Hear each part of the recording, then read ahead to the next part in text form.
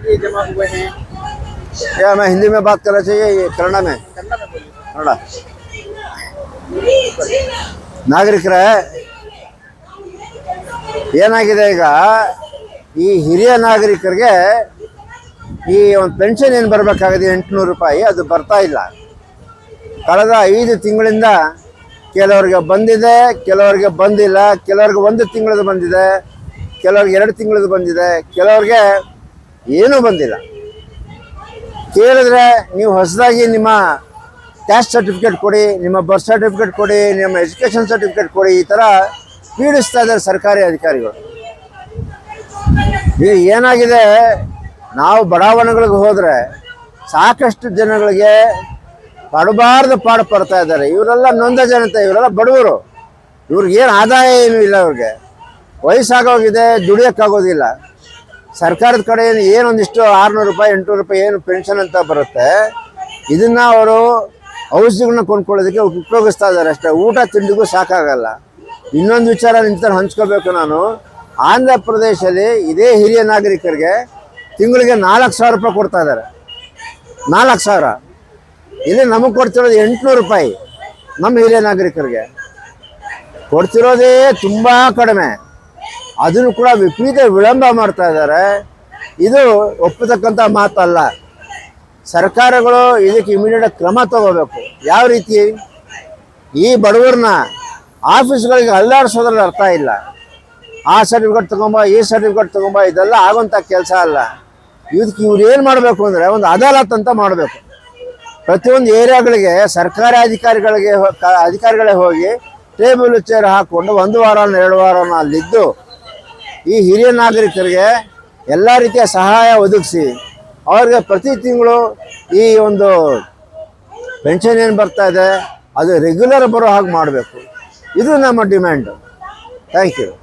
Sir, ಈಗ ಸರ್ಕಾರದ ವತಿಯಿಂದ ಏನು ಪೆನ್ಷನ್ ಕೊಡ್ತಾ ಇದ್ರು ಮತ್ತು ಬೇರೆ ಬೇರೆ ಸ್ಕೀಮಲ್ಲಿ ಹಣ ಕೊಡ್ತಾ ಇದ್ರು, ಅದರ ದುರ್ಬಳಕೆ ಆಗ್ತಾ ಇದೆ. ಮತ್ತು ಯಾರು ಅನುದಾನಕ್ಕೆ ಎಲಿಜಿಬಲ್ ಇಲ್ಲ ಅವರೆಲ್ಲ ತಗೊಳ್ತಿದ್ದಾರೆ. ಅದ್ರ ಸಂಬಂಧದಲ್ಲಿ ಇದು ಕಾರ್ಯಾಚರಣೆ ನಡೀತಾ ಇದೆ ಅಂತ ಅವ್ರುಗಳನ್ನ ಖಂಡಿತವಾಗ್ಲೂ ಆಚೆ ಹಾಕ್ಬೇಕು. ಅದ್ರೊಳಗೆ ಯಾವ 2 ಮಾತು ಇಲ್ಲ. ಆದರೆ ಅವ್ರನ್ನ ಬರಕ್ ಬಿಟ್ಟವ್ರು ಯಾರು? ಇದೇ ಸರ್ಕಾರಿ ಅಧಿಕಾರಿಗಳಲ್ವೇ? ಇವರೇ ಭ್ರಷ್ಟಾಚಾರಿಗಳಲ್ವೇ? 4,000 5,000 10,000 ಇಸ್ಕೊಂಡು ಇವ್ರುಗಳಿಗೆಲ್ಲ ಪೆನ್ಷನ್ ಬರೋಂಗೆ ಮಾಡಿರೋದು ಇದೇ ಭ್ರಷ್ಟ ಅಧಿಕಾರಿಗಳು. ಇವ್ರ ವಿರುದ್ಧ ಕ್ರಮ ತಗೊಳ್ಳಿ. ಹಾಗಂತ ಹೇಳ್ಬಿಟ್ಟು ಯಾರು ಪ್ರಾಮಾಣಿಕರಾಗಿ ಪೆನ್ಷನ್ ಬರಬೇಕಾಗಿತ್ತು ಅವ್ರಿಗೆ ನಿಲ್ಲಿಸ್ಬಿಟ್ರೆ, ಈ ಥರ ನಿಲ್ಲಿಸೋದಕ್ಕೆ ಮೊದಲು ಯೋಚನೆ ಮಾಡಬೇಕಲ್ಲ. ಪಾಪ ಬಡವರು ಇವ್ರು ಯಾರು MLAಗಳಲ್ಲ, MP ಗಳಲ್ಲ, ದೊಡ್ಡ ಬಿಸ್ನೆಸ್ ಮ್ಯಾನ್ಗಳಲ್ಲ, ಅಥವಾ ಮಧ್ಯಮ ವರ್ಗಕ್ಕೆ ಸೇರಿದವರಲ್ಲ. ಬಡವರು ದಿನ ಬೆಳಗಾರ ಕೂಲಿ ಮಾಡ್ಕೊಂಡು ಜೀವನ ಮಾಡ್ತಾ ಇದ್ದಂಥ ಜನ ಇವಾಗ ಕೂಲಿ ಮಾಡೋಕ್ಕೂ ಆಗ್ತಾಯಿಲ್ಲ. ಅವ್ರಗಳಿಗೆ ವಯಸ್ಸಾಗಿದೆ ಅವ್ರಿಗೆ. ಸೊ ಈ ಕರುಣೆ ಇರಬೇಕಾಗಿತ್ತು ಸರ್ಕಾರಕ್ಕೆ. ಈ ಒಂದು ಕ್ರಮ ತಗೊಳ್ಳೋಕೆ ಮೊದಲು ಎಲ್ಲರನ್ನೂ ಫಿಲ್ಟರ್ ಮಾಡಿ, ಯಾರು ತಪ್ಪಿತಸ್ಥರಿದ್ದಾರೆ ಅವ್ರಿಗೆಲ್ಲ ಶಿಕ್ಷೆ ಕೊಟ್ಟು, ಯಾರು ಅನಾವಶ್ಯಕವಾಗಿ ಪೆನ್ಷನ್ ತೊಗೊತಾ ಇದ್ದಾರೆ ಅವ್ರನ್ನ ದೂರ ಇಟ್ಟು, ಪ್ರಾಮಾಣಿಕನ ಫಸ್ಟ್ ಐಡೆಂಟಿಫೈ ಮಾಡಿ ಅವ್ರಿಗೆ ಕೂಡ ಹಾಗೆ ಮಾಡಬೇಕಾಗಿತ್ತು. ಯಾರು ಸಿಗಬಾರ್ದಾಗಿತ್ತು ಅವ್ರಿಗೆ ನಿಲ್ಲಿಸ್ಬೇಕಾಗಿತ್ತು. ಈ ಕ್ರಮೇಣ ನಡಿಬೇಕಾಗದಂತ ಸಡನ್ನಾಗಿ ನಿಲ್ಲಿಸ್ಬಿಟ್ರೆ ಹೇಗೆ? ಏನು ಮಾಡ್ಬೇಕು? ಇಬ್ಬರವ್ರ 5 ತಿಂಗಳಿಂದ ಬಂದಿರ ನೋಡಿಬೇಕಾ? ಕೇಳಿ,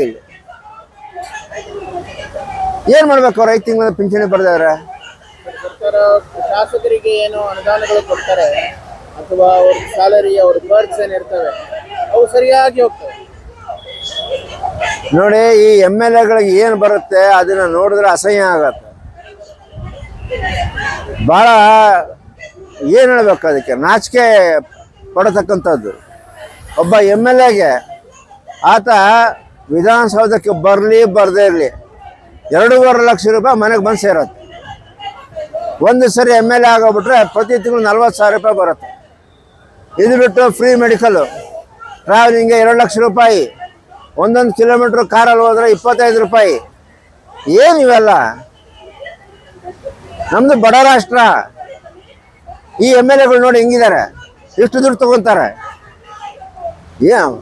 ಒಬ್ಬ MLA ತೀರ್ಕೊಂಡ್ಬಿಟ್ಟ ಮೇಲೆ ಕೂಡ ಅವ್ರ ಮನೆಯವ್ರಿಗೆ 20,000 ರೂಪಾಯಿ ಪ್ರತಿ ತಿಂಗಳು ಬರುತ್ತೆ ಪೆನ್ಷನ್ನು. ಏನು ಸರಿ ಇದೆಲ್ಲ? ಒಬ್ಬ ಸಾಹುಕಾರಿಗೆ MLAಗಳಿಗೆ ಮಾತ್ರ ಎಷ್ಟು ಬೆನಿಫಿಟ್ಗಳು, ಇದು ಬಿಟ್ಟು ಭ್ರಷ್ಟಾಚಾರದಿಂದ ಕಮಿಷನ್ಗಳು ಹೊಡೆಯೋದು ಅದು ಅಡಿಷನಲ್, ಅದು ಬಿಡಿ, ನಾವು ಅದ್ರ ಬಗ್ಗೆ ಮಾತಾಡ್ತಾ ಇಲ್ಲ.